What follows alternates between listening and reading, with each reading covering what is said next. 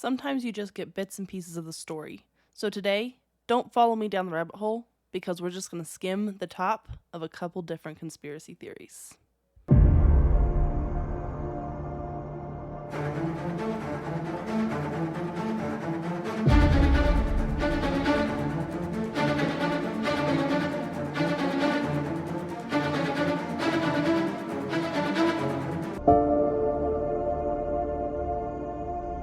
Hello, friends, and welcome back to The Rabbit Hole. I'm your host, Dani, and today we're not going into depth with any one conspiracy theory. We're going to talk about several different conspiracy theories, and then in later episodes, I am going to go further in depth, but for now, we're just going to kind of, just skim them, just kind of talk about them, whatever's going on in the world, because there's a lot of things going on in the world.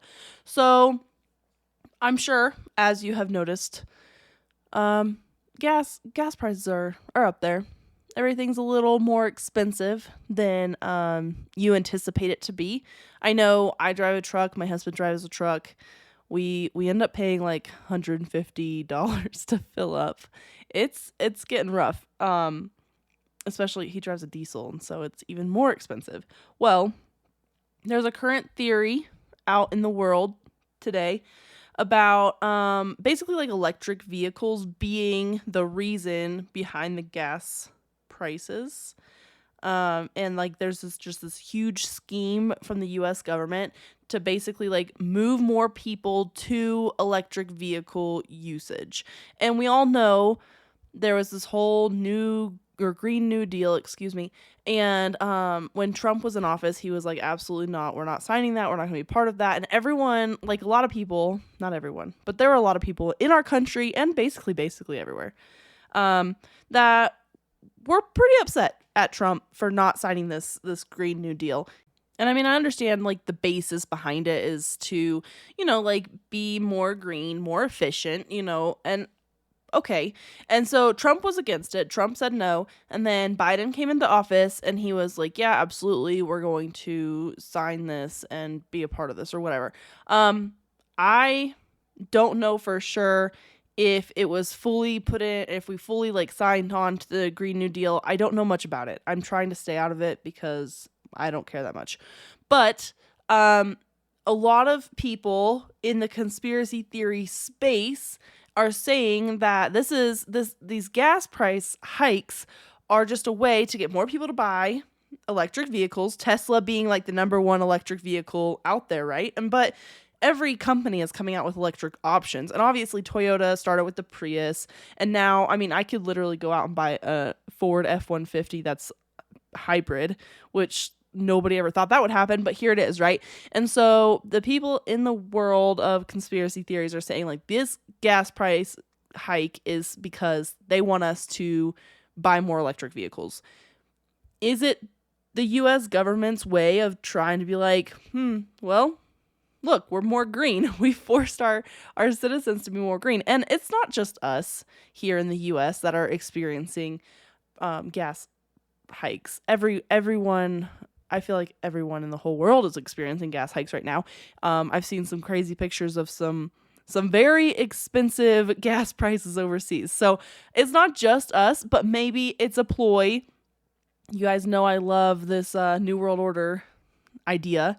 And maybe it's a ploy that the New World Order is coming together. And we're gonna go back to the New World Order like so many times in every episode I do, but in this episode too.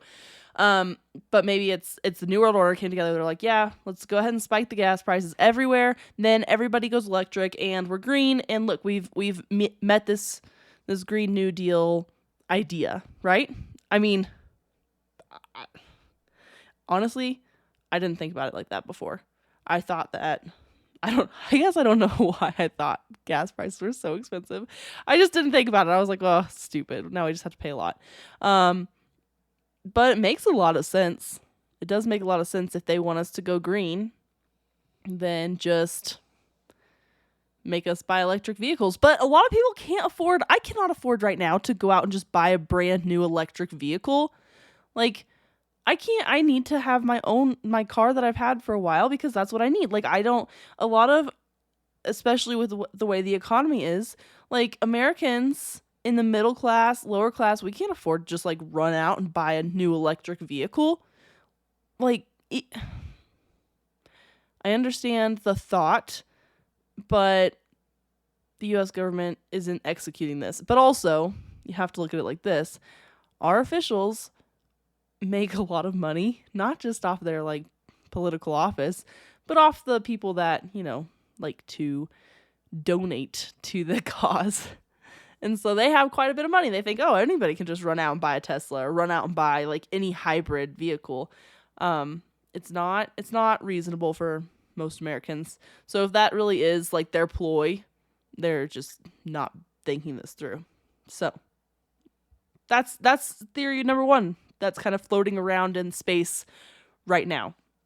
Theory number 2 goes along with COVID and pop culture, because people pay attention to celebrities. So we're going to talk about Justin and Hailey Bieber right now. And I know you're rolling your eyes at me, but just go with me here for a second.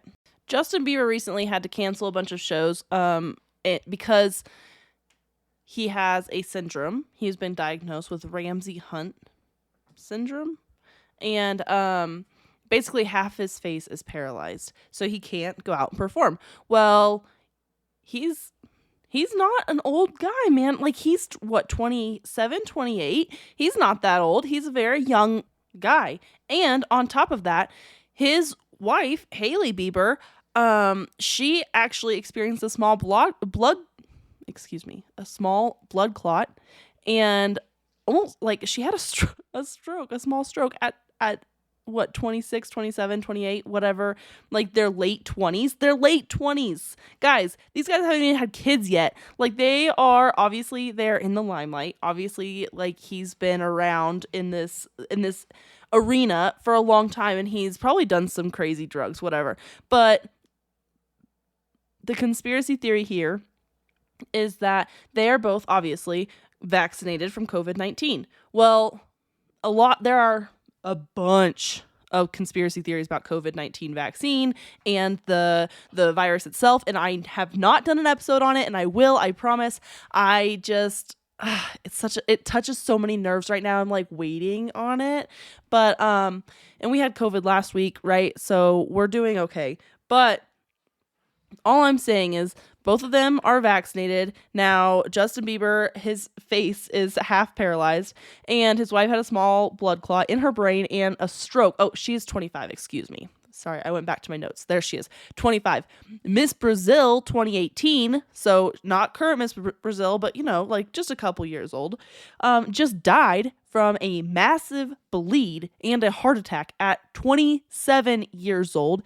NBA star Caleb, I'm sorry, all you NBA fans, Swanigan, Caleb Swanigan, he just died at age 25. Sorry, I don't watch basketball. Excuse me. Don't watch basketball. Don't know who this guy is, but he's obviously an athlete who is 25 years old in the NBA. So he's like at the top of his game, like out there just doing what he loves, and he just dies suddenly? Of what? Like, does anybody even know what's happening here? So all these young, healthy people are just like dropping dead all of a sudden.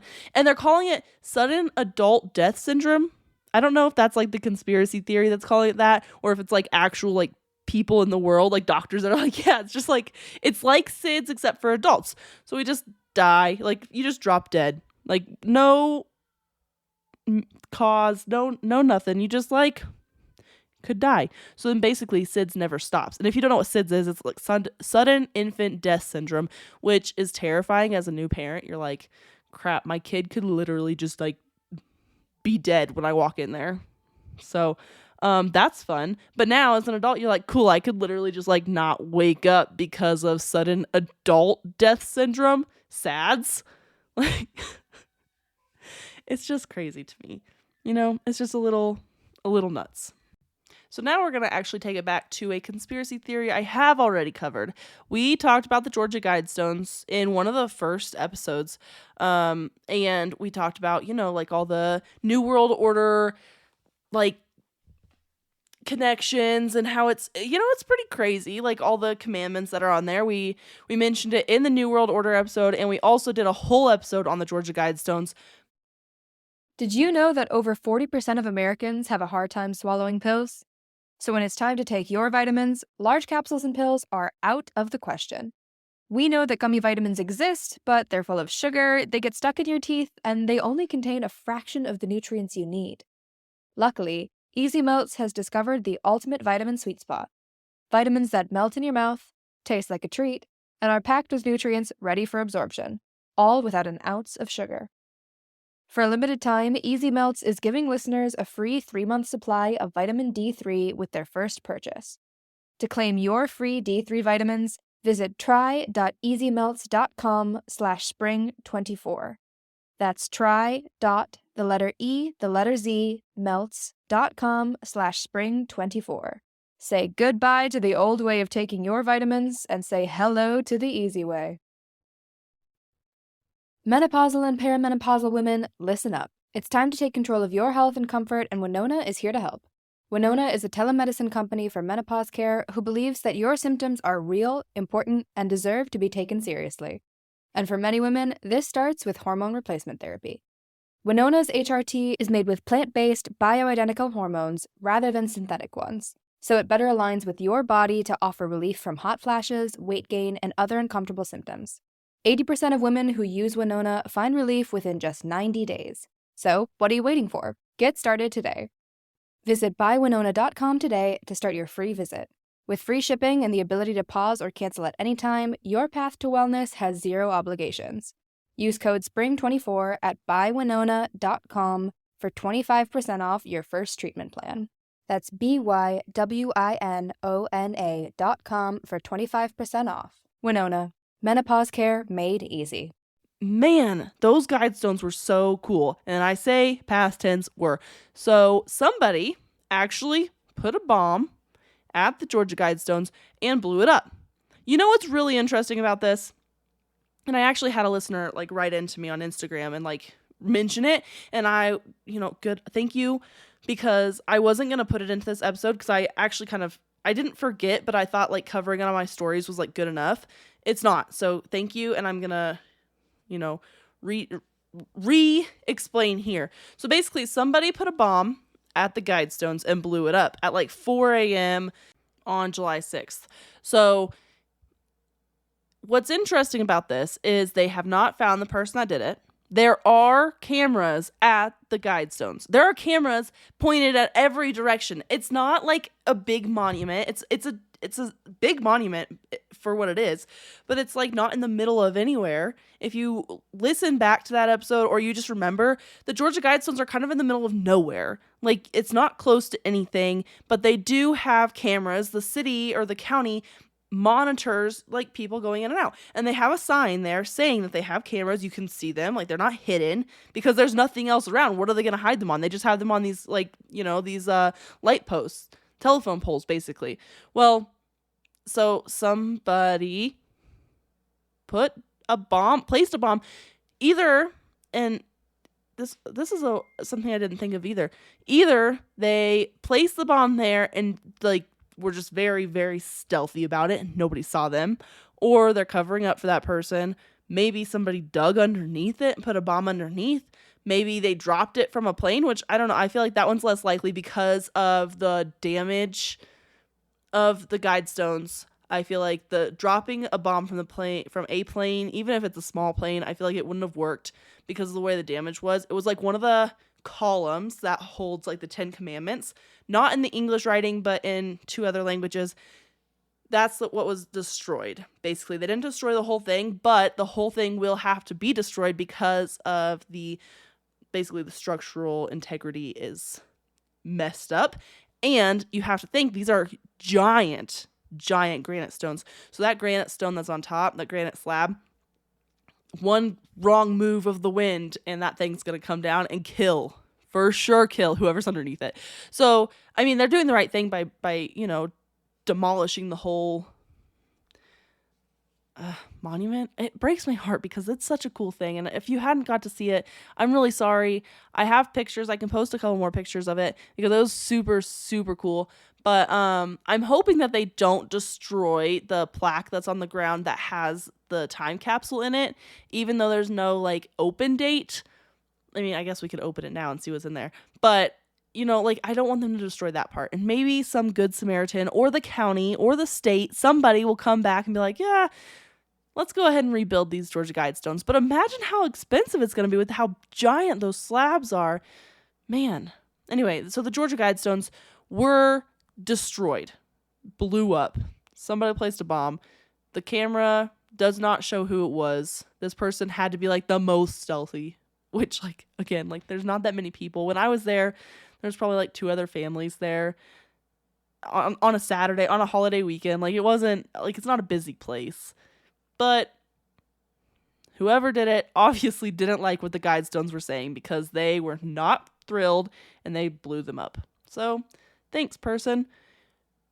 It's not going to stop the conspiracy theories. It's not going to stop it, because, like, so many people have done podcasts. I've listened. The reason I found out about the Georgia Guidestones, I listened to a podcast about it. Like, I have a podcast about it. I mean, plenty of people have been there. So I think that the legend of the Guidestones will live on. It's very sad, but also it's very strange that they have all these cameras and all this stuff and they don't know who did it. Just odd. I feel like everything I say is odd because I literally run a conspiracy theory podcast. So I just like to point it out to you guys. If you didn't know already, it's weird. There's some weird things, some fishy things, some odd things happening in the world. So on to the next little skimmaroo that we're going to do today. Because I was preparing for this episode and I knew I was just going to like kind of skim over a couple conspiracy theories, nothing crazy. I wasn't trying to go too in depth this week because I just lived in 9/11 for weeks and weeks and weeks. I feel like forever. So I just want to give you guys like kind of more fun, like lighthearted conspiracy theories.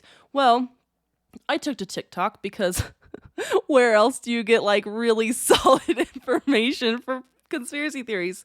So thank you, TikTok.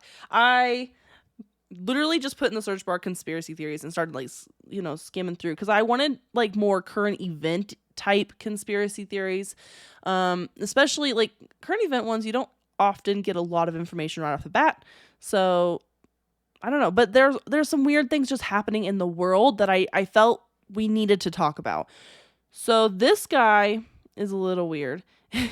His like tag on TikTok. Sorry, I'm not normally on TikTok. I'm not a TikToker.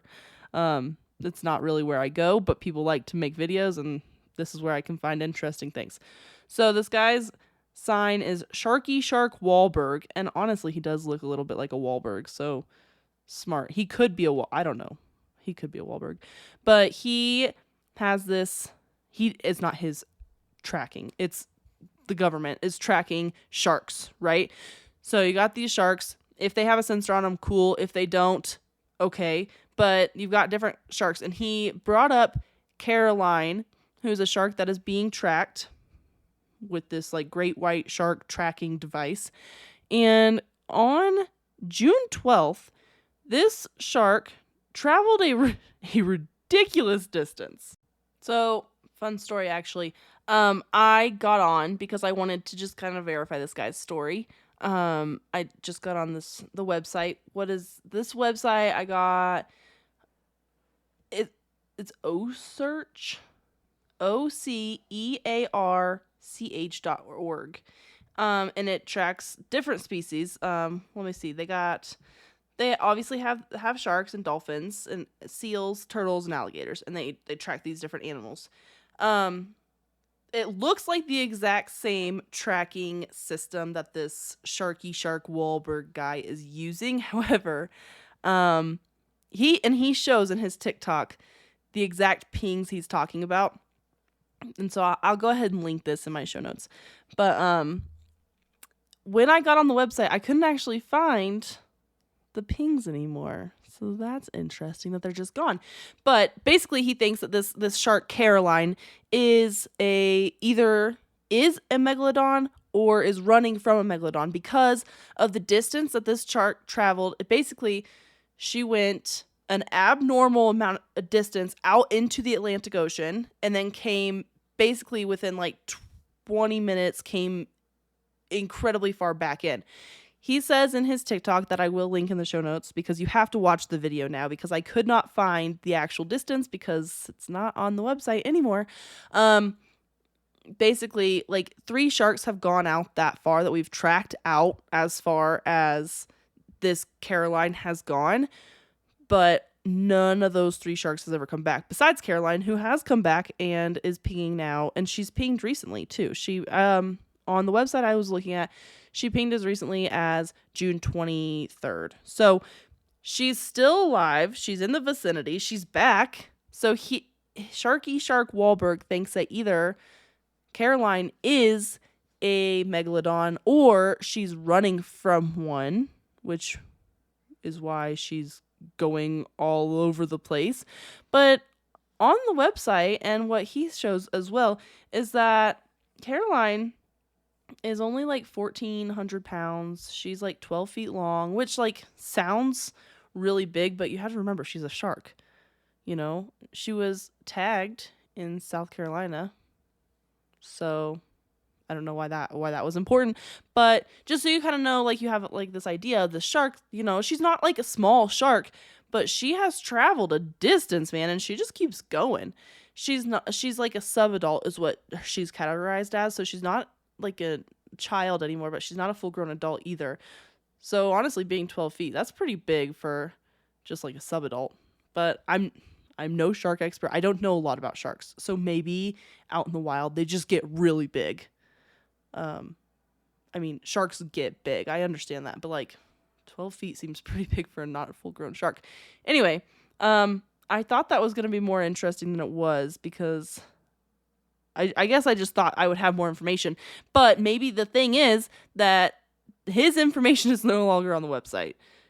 Everything I looked up, and it won't show me like the exact distance. I clicked on 2 of the pings, and it won't show me the distance between them. So I don't know, but I found Caroline on the website, and it's not showing the same pings for the same dates. So that's fishy. Are they hiding something from us? I mean, I feel like they're always hiding something from us, you know? Don't you think? And the last thing I'm going to cover today is actually been requested by one of my good friends, Ben Schultz. We were in the military together. Great guy. He requested that I do an episode on food shortages, and I'm going to, but I wanted to give a little teaser because next week's going to be all about food shortages. So if you haven't started a garden or like have chickens that lay you eggs or just like animals to eat in your life, you need to change your life. You need to start stockpiling up on seeds, different things, because at the end of the day, Trudeau, the Prime Minister of Canada, has acknowledged it. President Biden has acknowledged it. Countries in Europe have acknowledged that there is a massive food shortage coming. So if you aren't paying attention, you can literally find it in mainstream media. This is everywhere, people. This is why I'm teasing it this week. I'm going to do a totally like a huge episode next week. Actually, if I could, there's this guy on YouTube, and not all of his videos are on YouTube anymore. But that's where we found him. His tag is like Ice Age Farmer, and he talks all about the food crisis that's either currently hitting you wherever you're at or that's about to hit. But they're killing thousands and thousands and thousands of birds because they're saying that there's this bird flu going on, which I have chickens. I have 24 of them. I had a lot of them die recently, which is not from a bird flu. It's because I got a bunch of new chickens and I ordered them in the mail, which is what I normally do, but they got pretty shooken up. They didn't survive. But I got new chickens. Now I have 25 of them. I had 13 to begin with. So I've almost doubled my amount of chickens that I have. But they're saying that there's this huge bird flu that like migrating birds basically cause this bird flu, and we need to kill a bunch of chickens, like a lot. There have been huge shutdowns of egg producers. They will just like gas chickens. There have been people in certain states, certain regions that will get letters because it's known that they have animals or birds.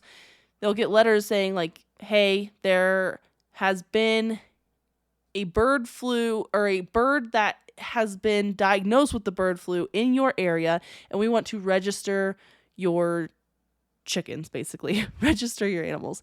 Which, like, okay, but like, chickens aren't tigers. Chickens aren't even dogs. Like, dogs are pretty vicious. I've met some fish. I've been bit by a dog. I have a dog that doesn't look vicious that might bite somebody, maybe. So we just keep him inside. But like, my chickens, like, they would not even peck my eyes out, I think, if I died in front of them. Actually, that's a lie. They definitely would do that. If I was dead in front of them, and I was just laying there, no way. They're they're chickens. They're scared of everything. And I have them because they give me eggs. I live on a farm, like you guys probably know by now. Like, I got some chickens, and they give me eggs. And also meat if I want to kill them and eat them. Although I hear after they lay, their meat is really tough, so I probably won't do that. But it's possible. I could, you know. Anyway, that's not the point. I'm going off on a tangent. There are lots of birds, massive amounts of birds being killed, mostly gassed, because of this potential bird flu epidemic that we're seeing. But there's not really a lot of science behind that bird flu. But you're also seeing that Ukraine was a huge exporter in food, to include grain objects or grain items. Obviously, they're in a war. You have feed for animals that's getting so expensive that the farmers can't afford to feed their animals. You have, I mean, the list goes on and on and on. There are farmers that literally have to kill their cows or their whatever they're growing, cows or goats or whatever farmers are growing, right? Chickens, because they can't afford the feed, or they at first they try to just like feed them less. But if you feed a cow less, then you're obviously not going to get as much money for this cow when it goes to slaughter. Or they've just like started butchering these cows prematurely, so that way they can afford to feed the cows that they keep.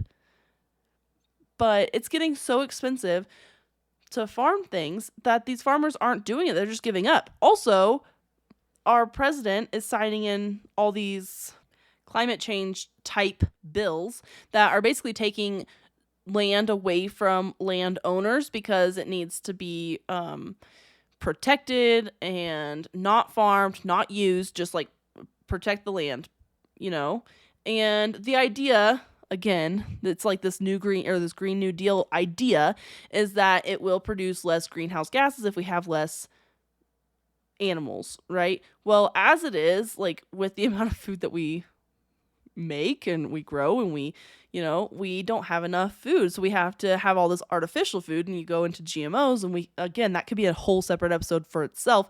But right now we have all these artificial foods because we can't grow enough, we don't have enough for our population, and then they're going to take this land away so these farmers can't farm, and the farmers are asking to. They're actually, in some cases, paying the farmers out of our tax dollars more than what they would make, like more money to not farm the land than to farm the land. And obviously, if you know anything about farming, it's not like a very lucrative business. It's not like all these farms are just like racking in the dough, which actually seems very silly because like your country, any country, it doesn't matter who you are, your country lives on its people, and its people need to eat. So farmers are literally the backbone of your nation, along with truckers who will take goods and goods in different places, not services, but goods, to include our food. So there's a little rant for that. But these farmers are being paid basically to not farm their land. So they're going to be paid more basically to not farm their land than to farm their land. And all their food and all the seeds, everything it's getting more and more expensive, along with, I guess, everything in our country right now is getting more and more expensive. And on top of all of this, you have plants that are being just burned to the ground. Like, there's so much to unpack here. And like I said, this is just a little teaser. This is just a little taste for next week. But there have been food plants burned to the ground. There have been grain silos that have just mysteriously collapsed or been in fires. There's literally farmers complaining that they don't have a place to store their grains because their grains are being, or their silos, or wherever they would store their grains, are being destroyed. Huge plants of chickens, of just food where food storage, giant companies that are literally our food's being destroyed, and you don't see it now. You look around, you look on the shelves, you're like, well, the shelves are still full. Yes, of course the shelves are still full because that food is from last year. The food that you're seeing this year is not from this year's harvest, because imagine that. It's July, first of all. It's not harvest season yet. If you know anything about food at all, you might get like some things now, some fresh things now. And depending on the season, like, I mean, corn is about to be in season and everybody's about to get corn. But most things are harvested in like September, October timeframe, harvest timeframe, right? Like you, not really now, not in the middle of July. Right now, the plants are still growing. So all the food you see on the store shelves right now is from last year. If last year's harvest was not very good. So like, I don't even know how to explain this without like sounding like a complete crazy freaking lunatic. If you're not growing your own food, you need to, because there's not going to be enough food. And this guy, this Ice Age farmer guy, he had a great idea, and he has a lot of people that follow him. And so one of the guys wrote in and said he doesn't have, the person that wrote into this YouTuber, he doesn't have the land to start a garden, to start growing his own food. So he went to the elderly people in his area that had gardens at one point but no longer can like physically take care of a garden themselves, and he said, hey, like, I'll make a deal with you, like, I will grow a garden in your yard, use your land, and I'll just split the food 50-50. You get 50, I get 50, and we call it good. And people are loving it. And food fresh out of a garden is way better than the food you get from the grocery store. If for whatever reason you can't do those things, you can always go to the farmers markets, local farmers markets. I love farmers markets. I don't grow I grow plants that grow in my area, but I can't grow everything that I want to eat. And so I still go to the farmers market and get food. Pickle or can your canned goods would be great. Like, there's going to be and starting. And if you don't believe me, literally look at any news outlet anywhere ever, because everyone is talking about it. It is not a conspiracy theory. It is happening. Like, this is happening now. So if you are not like prepared with some sort of backup food in your pantry or backup food in your life, like, I don't know how you're going to live. You do realize that we as humans live on food. This is a basic commodity in our life. So go out there, buy some seeds. It might be a little late to start a garden right this second, but I mean, you could do some in-home things. You could do some hydroponics and grow some things in your house. I mean, it's basically the end of July, so I wouldn't be planting, unless the plants are full established, I wouldn't be really planting a garden right this second. But I mean, I guess it depends where you are, because some places you guys have really long grow seasons. Here we do not. We do not have a very long grow season. We can't even put our plants in the ground until after, they say, Mother's Day, but I like to wait until Memorial Day, because last year all my plants got destroyed by a huge storm that came through. Hail ruined them, so that sucked. But, you know, there are other ways to support local people that are growing local produce and to still get some food that way. But we are going to go super, super in depth. I'm probably going to drive this point home 1,000 times next week, because this food shortage problem is getting more and more and more out of hand. And if you haven't looked around to see that it's going to be a really big issue and that things are happening, well, don't worry, because I'm about to give you an entire episode on it. So, until then, my friends, stay skeptical. I really appreciate all of your support. As always, or as I've mentioned in other episodes, if you rate/review or both, I mean, I think you can just rate it, or you can rate and review it, you get a sticker. Send me your rating, send me your review, take a screenshot, send it to me on Instagram, and I will send you a sticker for free. It's for you, and a little thank you note.